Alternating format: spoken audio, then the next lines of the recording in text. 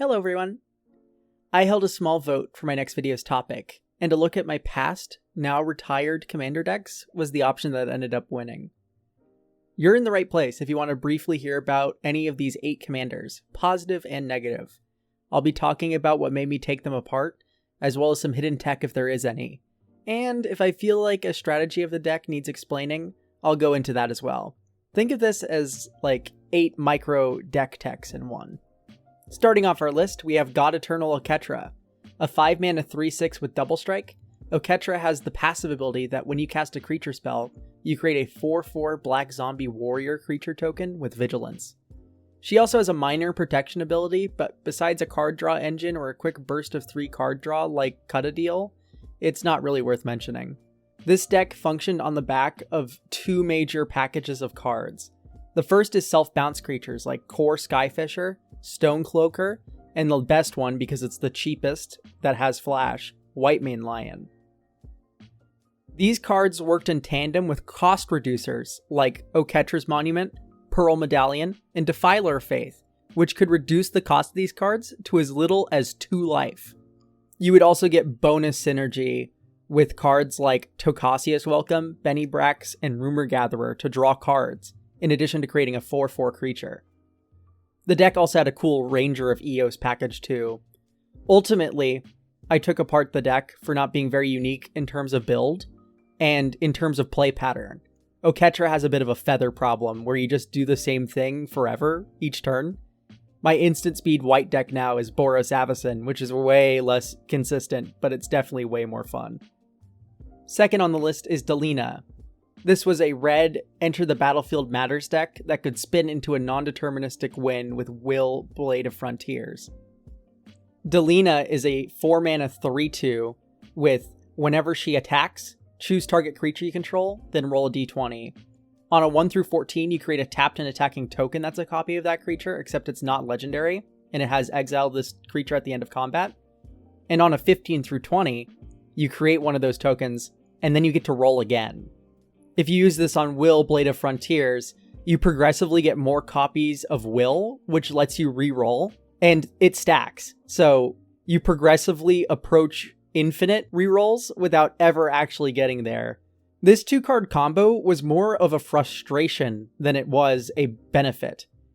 Cards like Barbarian Class are must-includes in Delina for consistency's sake, and that makes Will a must-include for consistency's sake.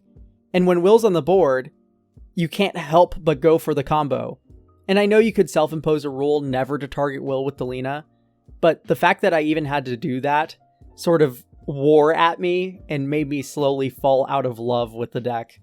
Another big problem I had with the deck is the fact that it's reliant on Delina being in play. It basically becomes neutered the second your commander is out of the board, and you have to untap with her or somehow give her haste to get immediate advantage off her. This is all on top of having a good target for her ability while in play. That being said, there are high points with Delina as well. You can get some crazy high rolls. Like one time I made 6 copies of Goblin Chain Whirler, which is only like a 0.10% chance of happening. Most of the time though, you're making a copy, or if you're lucky, 2, of a big red Enter the Battlefield creature and getting value off it. Just a quick note, I don't see many decks that actually run combat damage trigger creatures. These are very good with Delina, and you should probably consider running them in addition to the big red Enter the Battlefield abilities that Delina typically runs. I think it's a little bit of an oversight not to be doing so. I mean, they do enter tapped and attacking. Unless you're some sort of gambling addict, I recommend using Calamity instead if you want to go for the big red Enter the Battlefield theme, or if you want to go wide in red with Impact Tremors and Goblin Bombardment, I recommend Zurzoth. Both of these cards get around the getting value immediately part by either A, having a devil in play, or B, just having haste. Whew, that was a long one. Next is Kelsien.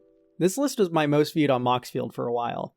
The way I built around Kelsien was by giving him Death Touch and untapping him repeatedly for removal, or even meaner, equipping him with Thornbite Staff and machine gunning down all my opponent's things. You get a lot of access to equipment tutors, so this was very consistent. The deck was fun for a while, but ultimately it either did its thing and no one got to play, or it didn't do its thing and I didn't get to play. The dynamic wasn't really fun, so I took him apart.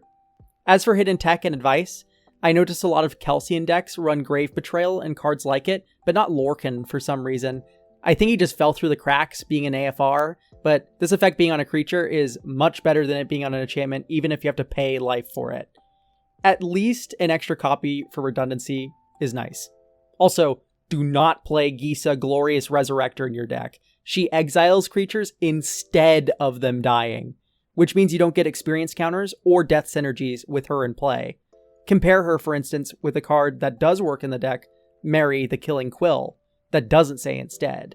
Kelsien has been replaced by my Judith the Scourge Diva deck, where the Death Touch aspect is more of a side synergy to the overall Aristocrats plan of the list, which makes her way less oppressive than Kelsien was.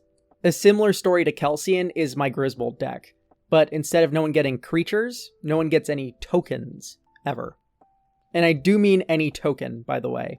Check out Titania's Song, which you can only find in 30 Grismold decks according to EDH Rec. With this in play, treasures, clues, blood, and food all become 0/0 token creatures that die and then pump Grismold, all while shutting off any other artifact.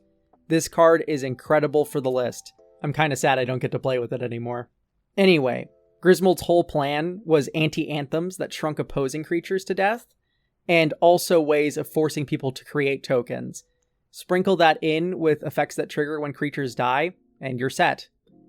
This is the deck that made me first play with Farrakha, and ultimately she ended up becoming my Golgari commander of choice, as expensive Grave Hate was way less oppressive than what this deck was trying to accomplish. Now it's time to talk about the most popular commander I've ever played, Giada.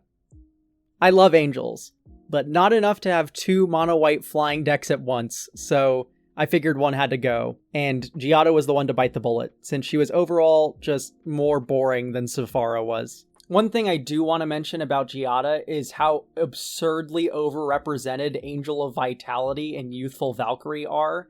These cards are just not worth it on rate. I understand the appeal of filling out the curve here for these normally expensive creature type decks, but here's the thing, Giada is your early turn play. You always have access to her, every game. Moving on to the penultimate decks in my graveyard. That's right, decks. Lynde and Kadena. These next two I've batched together because of the similar reason they were disassembled. Simply put, they care about a narrow subset of cards, so they stagnate unless Wizards of the Coast keeps printing their mechanics. We haven't gotten any new curses since Lynde was printed, and as of the making this video, face-down creatures have been getting more support, but that was 2 years after I took apart Kadena. I'm not going to sit with these two for too long. There's only so many ways you can build these commanders. So that leaves us with the last deck. Orzhov Tokens with Thalisse Reverent Medium. This deck I took apart for some complex reasons. I had a bit of a falling out with the list. I already had a token deck in Oketra and Zerzoth, so she just sort of fell away for me. Not to mention, it was difficult to have a 5-mana must-protect commander. A few cards I see underrated in Thalisse are Maw of the Obsidat, which is just in 212 Thalisse decks, despite being the best way to kill a table. Definitely better than Moonshaker Cavalry. And also, if you don't mind Commander Legal Infinity cards, Starlight Spectacular is a surprisingly good option, but it's only in 36 decks according to EDH Rec. This card is broken with Thalisse that will often have something like 10 to 20 tokens with flying already in play, so this just kills the table in those situations, which are not few in number. So there you have it. Most decks don't last forever. What you find fun today might not be what you find fun tomorrow. Even if you still actively play and enjoy these decks, I hope you got some use out of this video. Let me know down in the comments below about any of your retired decks. I'd love to hear about them. Until next time, bye!